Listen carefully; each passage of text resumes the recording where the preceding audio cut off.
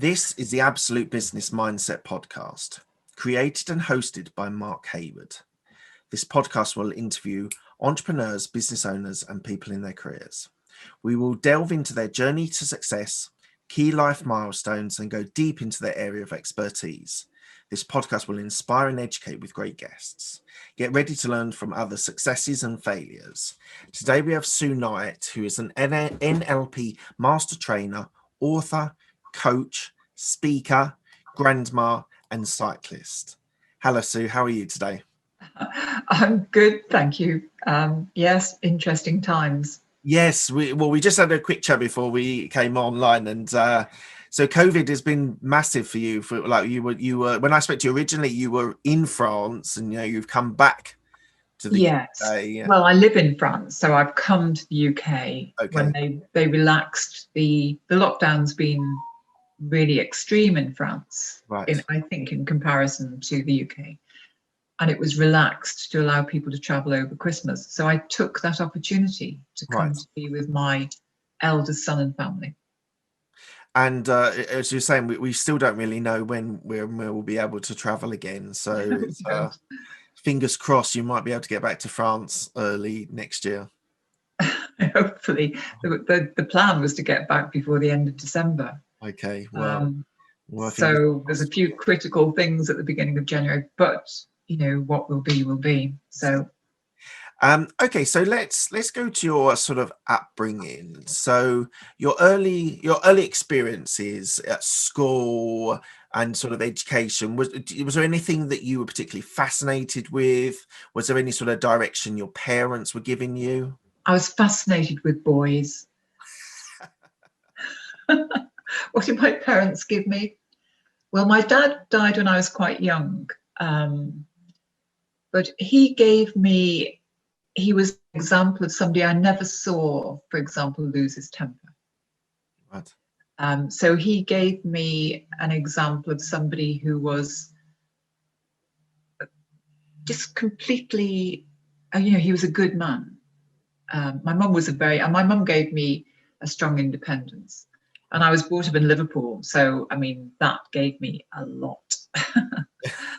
And Liverpool's a source of a lot of provocative humour, and that's very much a part of my work today. So I think I was born into the right place to have that as part of my legacy.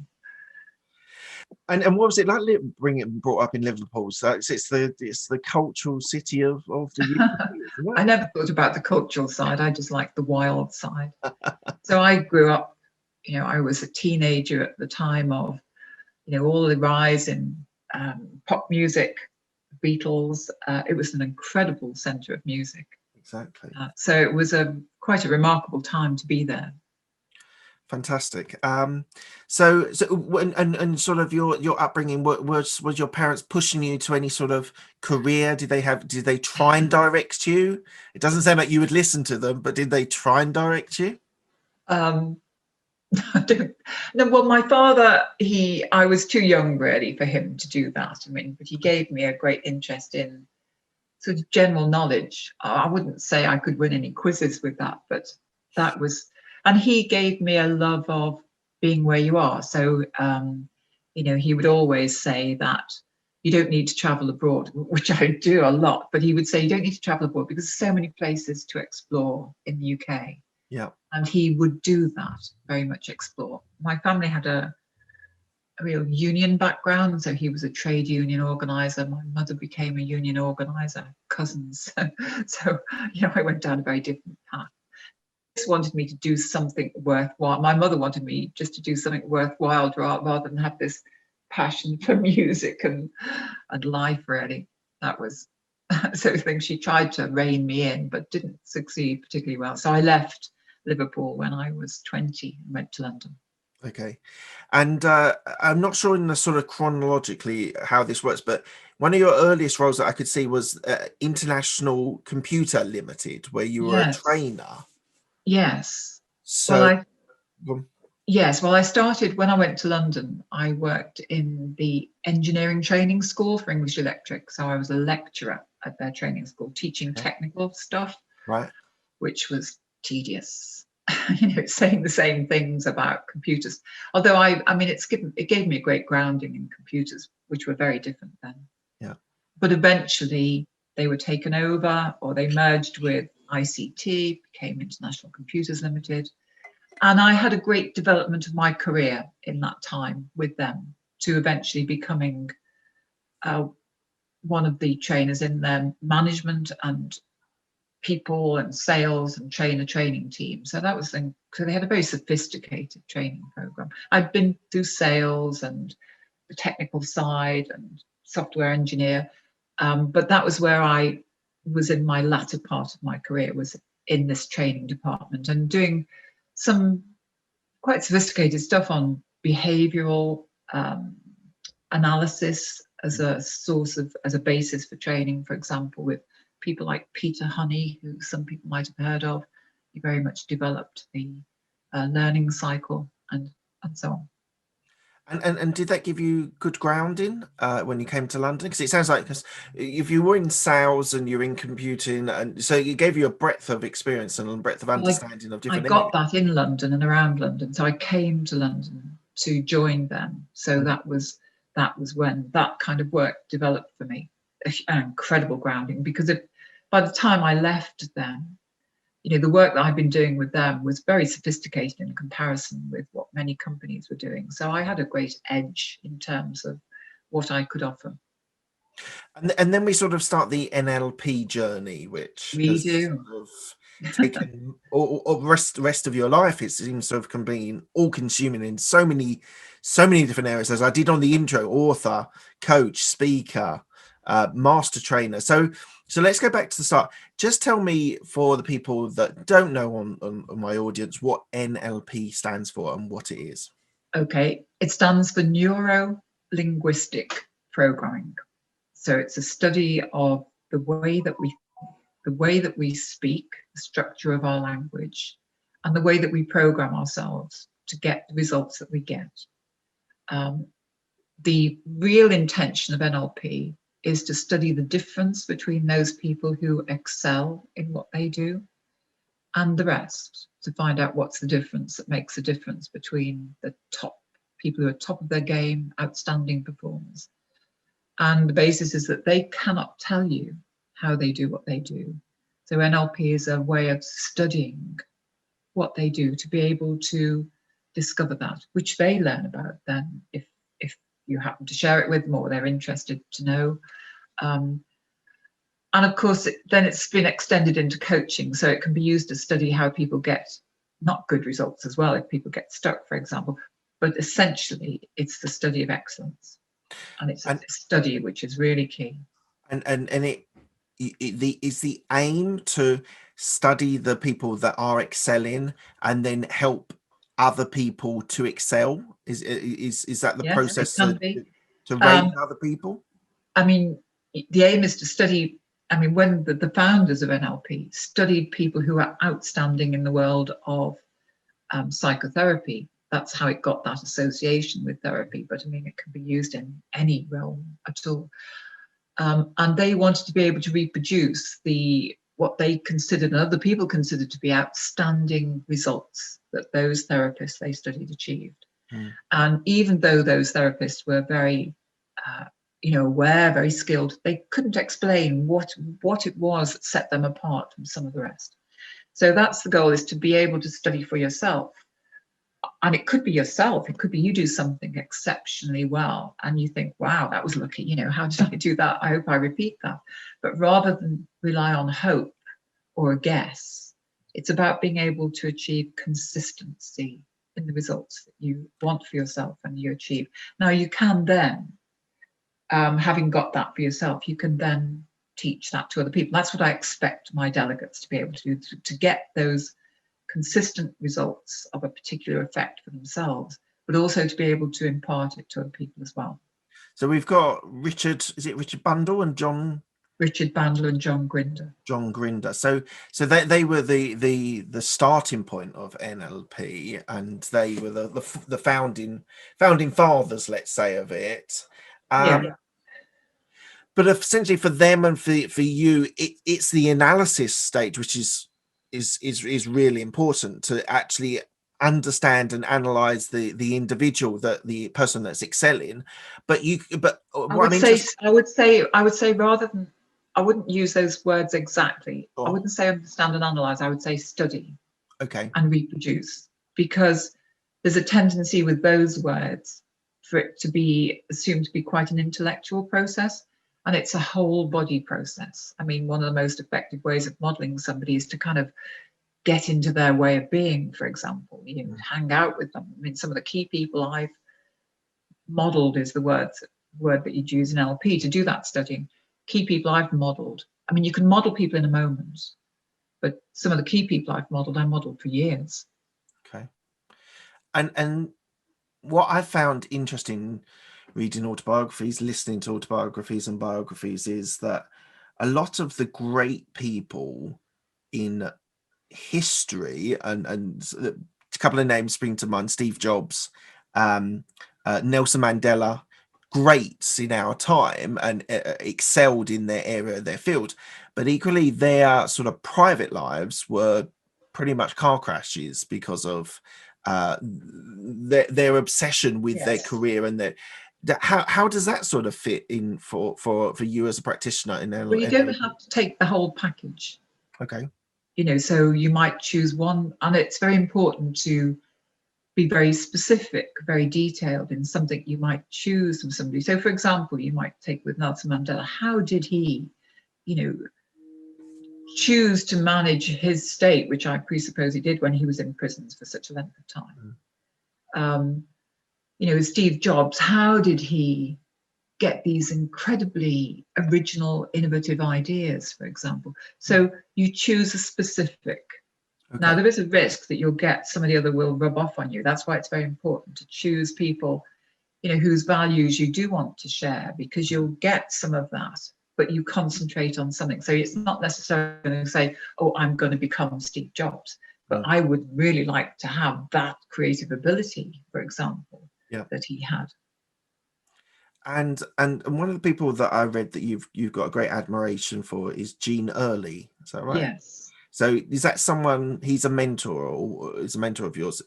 Was that someone that you studied, or you were with and trying to learn from his experiences and the way that he conducted himself? Well, when I started studying NLP, he was the lead trainer on the program. And so I didn't know him before that. Okay. And there were quite a few American trainers on the program. I did 2 years of training initially. And the American full-time training? Not full-time. It was every month. We had long weekends and practice sessions during the week. So it was not full-time every day. And so there was a real team of American trainers, primarily. They weren't exclusively American. And I'd been in training for some time by this point. I'd already left the corporate world. I was looking for, how do I develop myself in terms of my abilities as an independent? And they were mind-blowing in their style. It was so different to any kind of training style that I was used to. I mean, it was provocative, it was in the moment, it was free, and I was blown away by that. And I think unconsciously, without even knowing the term or the concept of modeling, I thought, I want to do that. I want to be like that. And so Gene Early was one of those people that I think I unconsciously started to study in that way, not just the content of what he was saying, but the way he was doing it. And then we stayed connected, and then we chose after a while to begin to work, or I hosted some programs for him. Then we started to work together, and we've become mutual coaches. He's been my mentor, and equally, I would say, I feel like I'm on a par to coach him. When we do coaching sessions, it's a very mutual coaching process now. So do you find that you're good at creating deep relationships with people because of NLP? If I choose to. Yes. You choose to. I mean, I've got a lot more choices today than I had before I started to learn NLP. I mean, I'm quite a recluse in many ways, even though I spend a lot of my time with a lot of people. Okay. So I'm on my own here. I mean, partly because I needed to quarantine for a while, but I live on my own in France, and I really value that. So I don't know if you've ever done a FIRE-OB psychometric test. No. Well, one of the categories is exclusive club. An Okay. exclusive club means you've got a few people that you're very close to, Right. and I'm very much in that category, I would say. Okay. Awesome. Um, so so you are actually an NLP master, and as far as I could find, there's only a few of you in the world. Is that right? That's right. And so what raises you to master level, and what responsibilities do you have by being an NLP master? Well, it's a, if you like, a level that's attributed by one of the bodies of NLP, the International Association for NLP.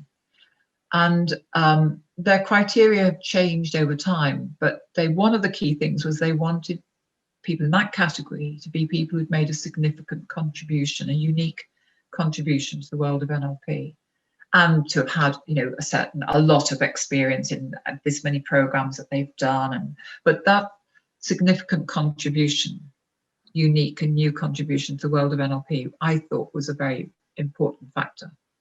And so I was recognized as being somebody who has done that. Fantastic. Do you want to know in what way? Go on. Yeah. Well, I introduced NLP to the business world. Ah, interesting.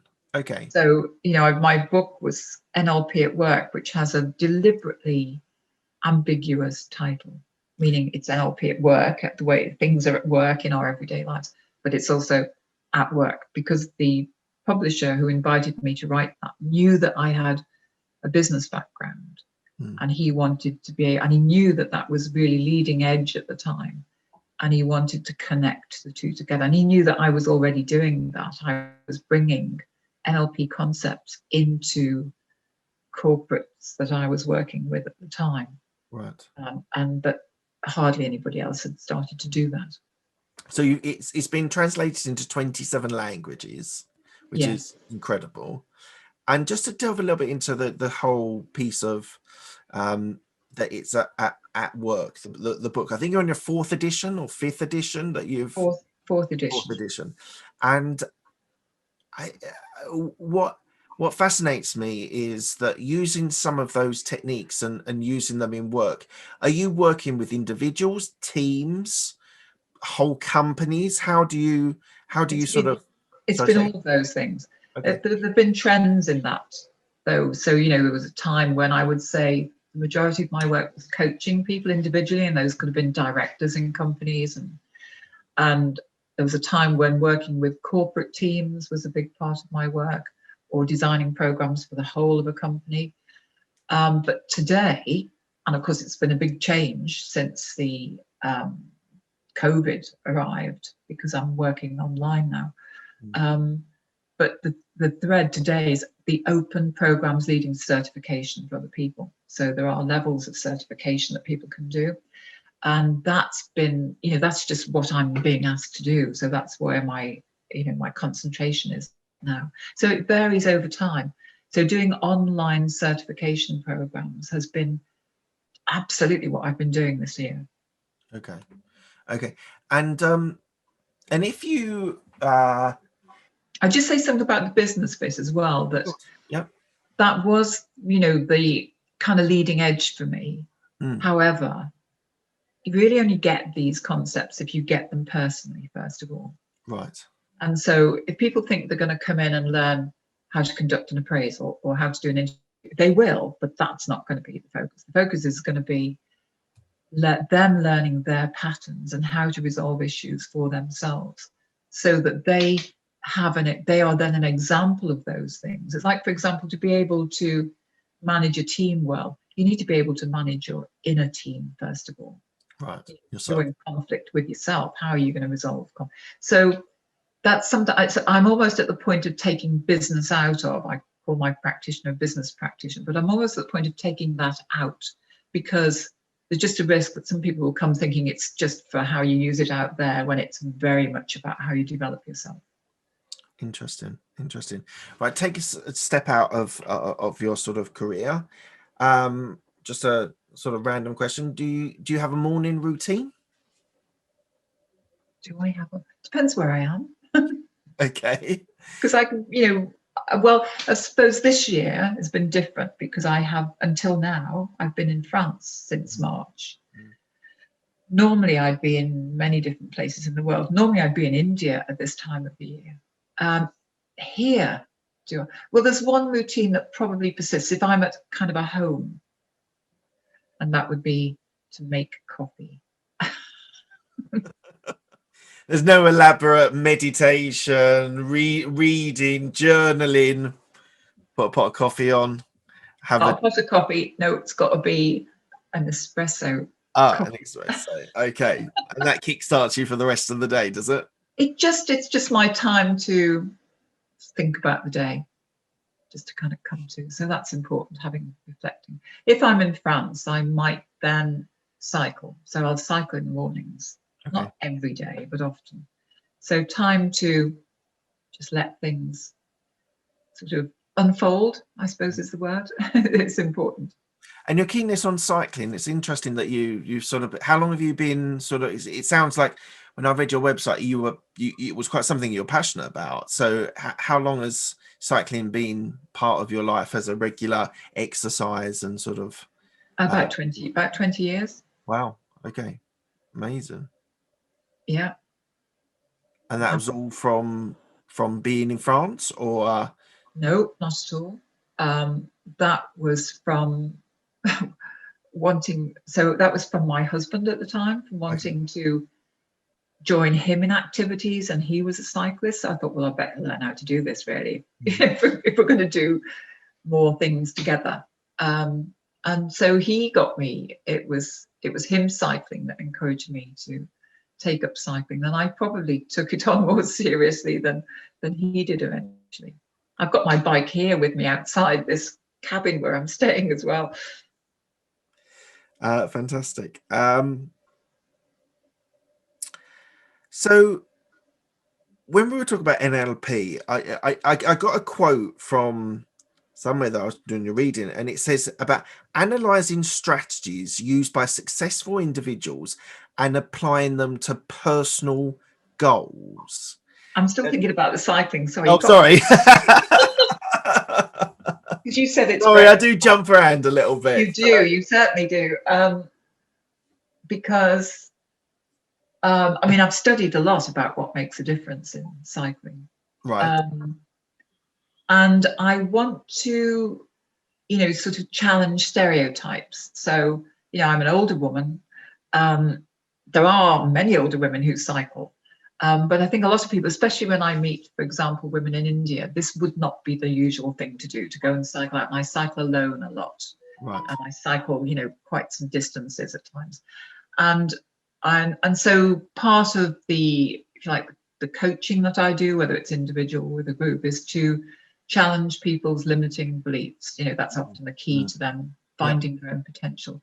So being an example that challenges stereotypes is important to me. I mean, I love cycling, but that is a part of it. It's like not to let a number limit what I believe is possible. So how many kilometers do you do a week? It depends where I am and maybe 200. Wow. Okay. Yeah. So it's very serious. So you're talking 20, 30 kilometers. If I do like a weekend run would be 50 kilometers. Okay. Nice. And something I've always wondered, how do you have certain routes that you have wherever you are that you do, and that's 50k and you've measured it out or done it, not necessarily measured it, but you know what I mean? Like I do measure it because I'm on Strava, so that records the routes and the distances. So I'll go for extending the distance. I mean, I did a tour in India. I was doing on a tour, with a Indian cycling team at this time last year. Well, they were doing 130k and so a day. And so they determined the routes. Right. When I'm in France, well, I share routes with friends. They'll say, we've done this route, it's a good one, it's And so because they're on Strava, Yeah. we can share the route. So yeah, there's certain ones that you think, yeah, I'll do that route today because either that's a very flat one, or I want some challenges with the hills. I usually go for flatter ones if I can, but I don't live in a flat area. No, it's quite But I'll hilly. aim for a certain distance. And so Strava's a great app for you to share routes and Oh, it's share phenomenal. times with. It's an amazing app. How do you sort of compare to your friends? Are you faster? No, they're better than me. I'm trying to think of a friend who's slow. Probably I've got someone who's slower than me, but they're pretty good actually, which is great because they're an inspiration for me in cycling. And when I was on the do you have? sorry, How many bikes? bikes do you have? Well, I've actually got about 10, but I don't use all those. They're for guests as well. What is I it have cyclists that collect?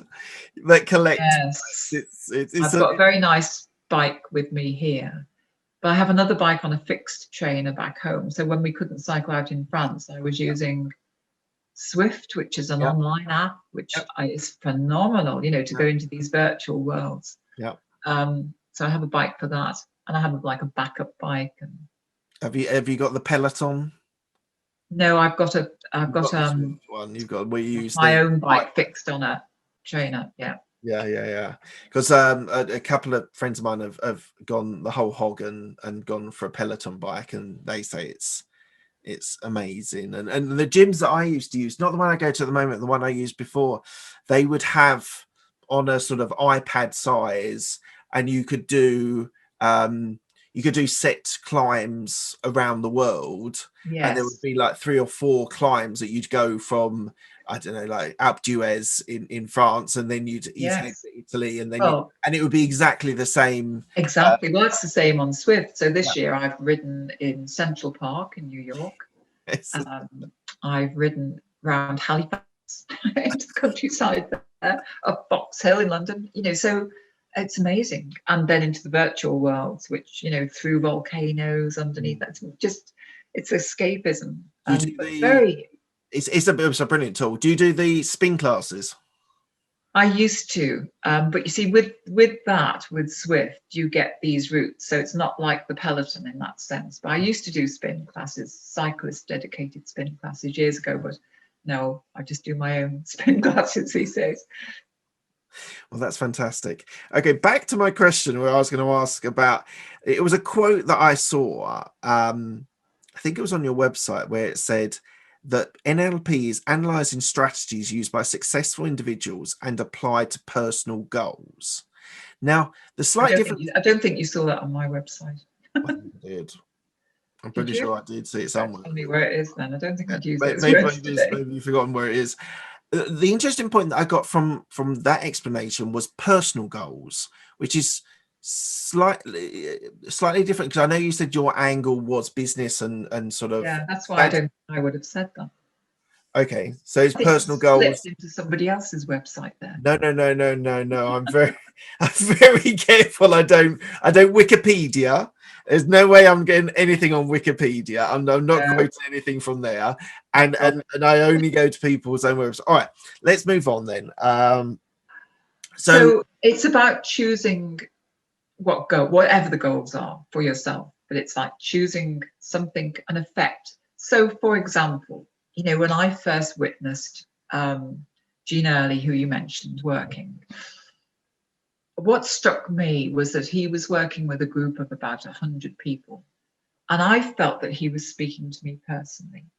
And that felt remarkable because of that. And then I spoke to other people and they said more or less the same thing. And I thought, well, isn't that incredible? That rather than somebody who's just up there doing a presentation that's kind of remote, here's somebody that's engaging with us and connecting with each person in this group individually.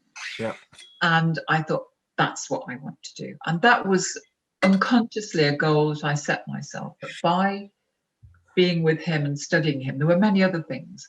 I wanted to have that style of training where people experience that and feel that kind of result. They feel I'm speaking to them personally. It's very unique. It's very real time. It's individual. So that's an example. But and equally, I studied how to cycle, effectively up hills on my bike, for example. But I've also studied, how to influence somebody who's interested in a topic to say yes to it. So it can be any of those things, any of those kinds of things. And you certainly do have a global brand. You've got venues where you do events in India, UK, France, South Africa, Senegal, Doha, Greece, Amman. So this is a global brand that you've created, and Yes, uh, absolutely. and I suppose it transcends all cultures and all sort of places, does it? Well, it's a way of really learning how to be in a culture because you're studying. So it's so if I go to a place, like India is a very important place for me. It's a very classic place. It's somewhere I've really committed to over many years now. So I think that I have tremendous friends there who've taught me a lot about how to be in India, and equally with the studying skills I have with NLP, I've also been able to study what they do that's important to respect, to be respectful, and to be included in that culture as well.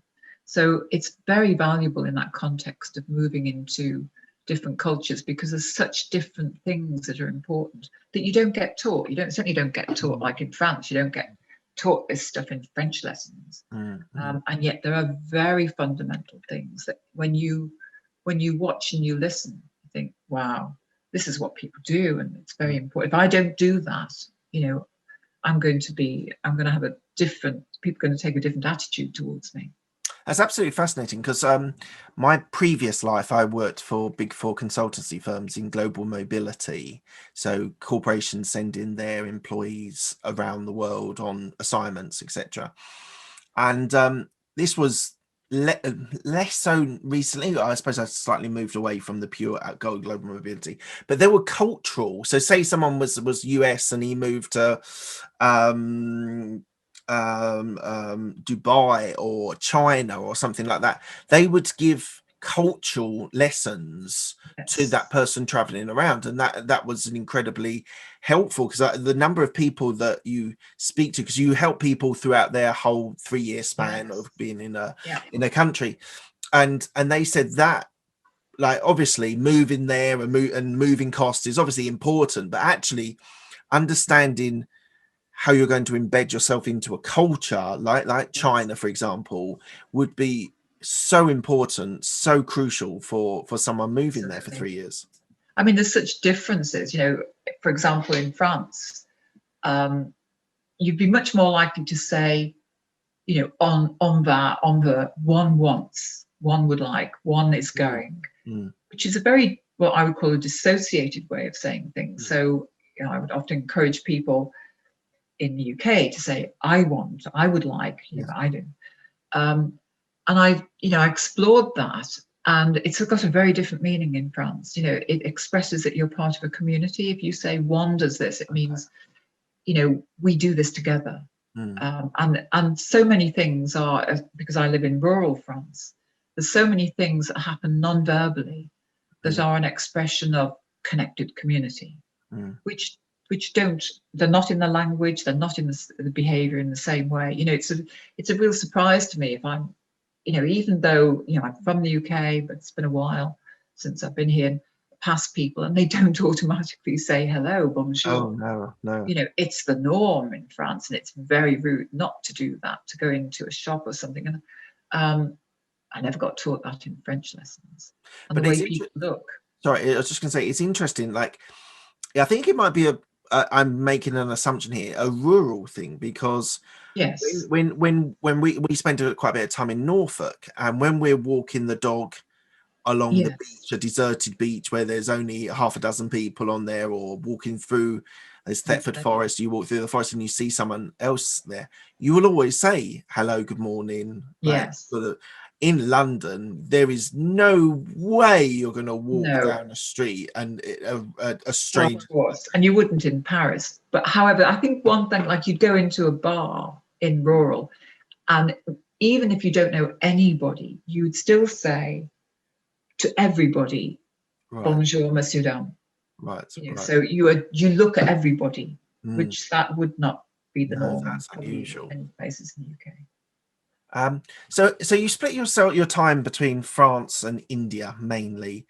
So tell me a little bit about the India experience for you. What's given you the fascination to spend so much time over there? Gosh, I think it's the people primarily. I mean, it's very nice to be away from UK winters and French winters as well. So to be in a tropical climate, it's the people and their passion for learning. So they put teachers on a. They will say, you know, what's important in life. It's like your mother, your father, God, and teachers. And they have them in a particular order as well. Right. Teachers come very high up. Right. So they are dedicated to learning in a very, very respectful way. And the consequence of that is that, you know, I'm not faced with people going, "Are you sure that works?" You know, you don't get cynicism about learning. They'll take it, and then of course they can do what they wish with it. So they actually learn far more effectively, and they are so. I think there's an incredible. You can't. You're immersed in spirituality in India. Okay. Right. Right. You know, it's like it's present in everybody, in everything. It's not like in, you know, in France or the UK where maybe people have a faith or something in that realm. In India, it's just omnipresent, and there's an incredible sense of, I think, just I recognize my small place in this world, in this universe, and I have a humility because of that. You know, so there's just a sense of greater than self, of things greater than self. And the humility that people show and the gratitude that people show for getting learning is humbling, to be honest. It's moving. And everything's so seemingly chaotic, you know, and you could take the traffic, and yet there's a remarkable structure within that traffic where everybody looks after themselves. So, you know, if I pull out, and I cycle a lot in India, if I pull out on my bike, I mean, I do need to be careful, but things will wend their way around me. Right. And everybody looks out for themselves rather than, oh, you know, you pulled out across a give way sign or a stop sign and people blast you. Well, they blast for different reasons in India, but you take care of yourself. And I like that. It's interesting. The UK, France, and India don't necessarily seem to have a harmonious strand of understanding, but I do get. I've spent quite a lot of time in France with my wife before we had kids, and then also when we've had kids, and there's a community in France, especially rural France. You get that Yes. a lot more than Paris. Yes. Let's say. And it sounds like in India, I've never actually been to India, so I totally cannot comment, but it sounds like there's you're enmeshed in a group, you're enmeshed into a larger community than Always. just yourself. You know, so it kind of shocks them, especially some of the ladies I know in India, that I live on my own, I will cycle on my own. Somebody said to me once, it really struck me. She said, "I've never learned to be on my own. You know, because I live with my family. Then you go to the husband's family. Yeah. You'll never." And yet, as a trainer in NLP, for me, training in NLP is about designing experiences for people where you can study and they can study what patterns emerge in different experiences. So it's like how to reveal what their habits are and whether those habits are helpful to them or not. So it's not, if I just talk to them, I'm not going to get that information. So it's like, how do I create experiences? Well, in India, I don't have to create experiences. The whole place is an experience. Yes. So for the minute they arrive at the airport and they're faced with the traffic, and I can, you know, watch their reactions to being in that traffic, for example, or watch their reactions to going to visit an orphanage, or watch their reactions to how people engage with them on the street. There's so much to learn from that. So India is an experience. It's full on experience. So I don't have to do much designing there. Just take them there and just take them out for a walk or a cycle. Exactly. Our mutual friend Mark Ridley, I was talking to him about NLP and about his coaching that he does, and he said to me that he sees himself as a provocative coach, to really push people and be provocative. And again, with the reading that I was doing earlier on about your courses, there seemed to, the word seemed to come up, not regularly, but it seemed to be there, that as an NLP coach, to be provocative and force people against their... Oh no, I wouldn't say force. Okay. I would say I because I studied and modelled Frank Farrelly, who was considered to be the master of provocative therapy. So I kind of hung around him in the way I hung around Jean Early for over 20 years. And that's very much a part of my style. So that's something I modelled in him and very much fits with my Liverpool background. It's not automatically a part of NLP, but however, I do believe, and my experience is, it's one of the most powerful ways of coaching. It's certainly not about forcing people, though. Provoking means that you might say things. Well, for example, people being in experiences in India provokes reactions. Yes.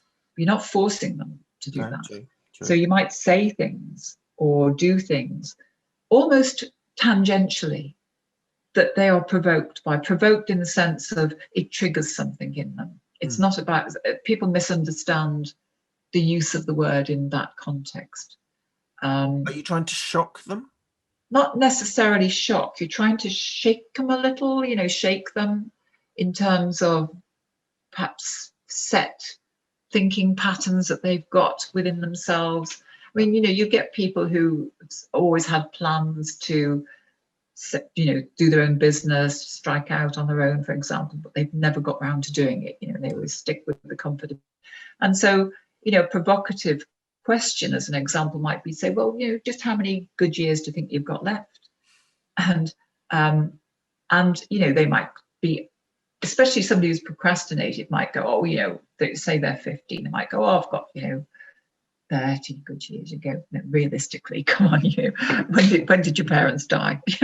And so you say things that kind of, you speak the truth with a humour that makes them really take stock and connect with that truth for themselves. That's a very important part of what provocative. So it's very often things not said directly to somebody. I might tell a story that's got a provocative message in it, and they can connect with that story if they choose to. I tell it for them, but it's still being run by them. It's a bit like sitting in front of a sushi belt. These things are running by you, and there's going to be some that attract your eye, and some will make you, reach out and pick one up. It's like that. Right. Do you have a coach or a mentor at the moment? Do I have a coach or a mentor at the moment? Well, Jean Early is very much, if I've got issues, we'll talk together. Okay. Definitely. And I have friends who, have worked with me a lot over the years, so people in the UK typically, who I will talk with, who I know will confront me in the kind of same way. They're not going to just reassure me. So the one thing, for example, that provocative coaching doesn't do, you don't rescue people. And I find that's a temptation. Most people, there's a big difference when you're using provocative coaching and NLP coaching. So NLP coaching, for example, you're not involved in the content. The content's irrelevant. It's the patterns and the structure of people that's really important. You can almost disregard the content of what they're saying. Whereas a lot of people, certainly new coaches, get very seduced by the content and get into stuff. Well, that's not helpful in my view. And provocative coaching, you do not rescue, you do not reassure. So if somebody says, well, if they're playing the victim, for example, in life, and going, well, nothing's worked out for me. I remember Frank Farrelly saying to somebody, well, not all the seeds in a garden bloom. So, you're probably one of them. So you wouldn't go, I'm sure it'll be all right. You don't do that. You know, you push people with maybe a kind of amused comment that puts them further down the route they're taking themselves, to the point where they go enough for themselves, and they find that point to put their own stake in the ground, if you like. Fantastic. All right, we're coming to the end of the interview. I asked the same 6 questions to all of my guests. They're short, sharp questions, but they don't need short, sharp answers. It's up to you. The first one is, what's the best decision that you made? God, you know, I'm a person who likes choices. I don't like to stick to one thing. Well, but the thing that came to mind, I mean, I've got to think that I had children, and that was a very big decision. But leaving the corporate world and setting up on my own. Fantastic. And you've been successful. How many years has Sue Knight been? 30 years, something. I don't know. I lose track of lots. A long time. Awesome. What's the best advice you've been given? It wasn't advice. It was there's 2. One was when I was thinking about leaving the corporate world, and it was a question. I took a consultant who'd worked with us for the day to the station. We were doing transaction analysis as a topic. And I was telling him about the dilemma I had about, I'd been offered a job in the corporate world that had been created for me, but, you know, I'd had this hankering to go independent. And all he said to me as he got out the car to get to the train was, "What do you really want?" That was profound. And the other piece of advice was with Jean Early, when I actually had built up my business, had a team of associates, but I was doing much more of the managing than the delivering. And it was really getting me down, actually. It wasn't what I wanted to do. And I'd been trying to sell the business, and I hadn't succeeded in that. There were a lot of disputes within, you know, my colleagues as to who would buy it, who would take it on. And he said, "Give it to them."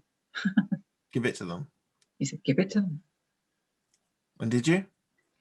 I tried to. And I did, but they didn't succeed with it, but I did, yes. Fantastic.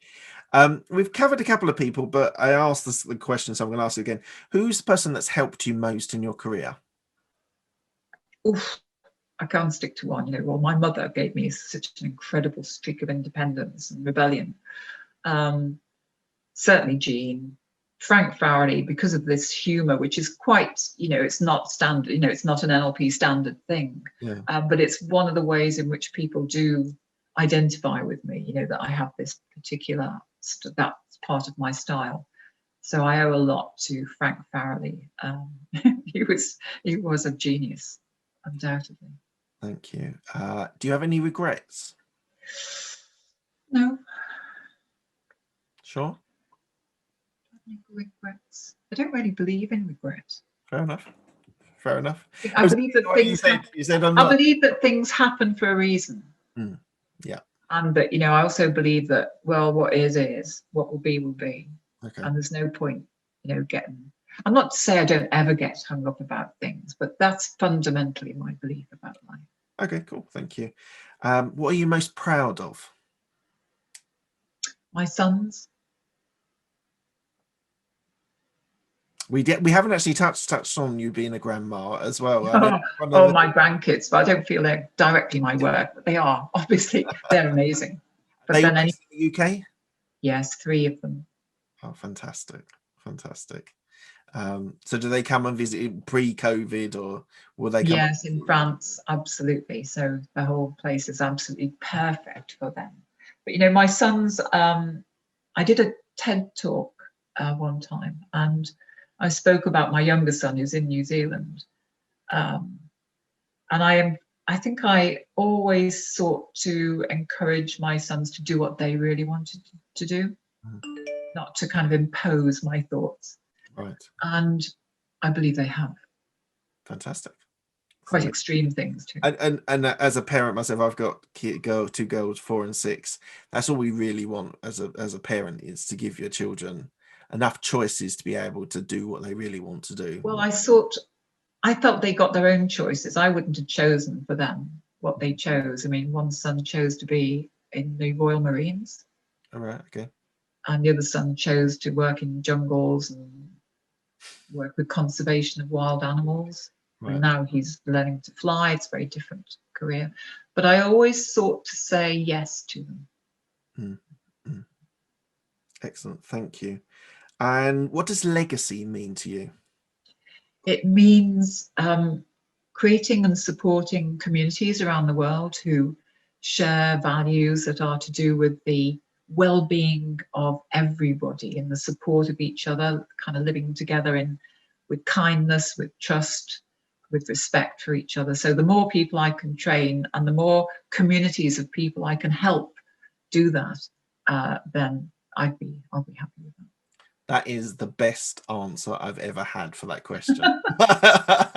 What other answers do you get?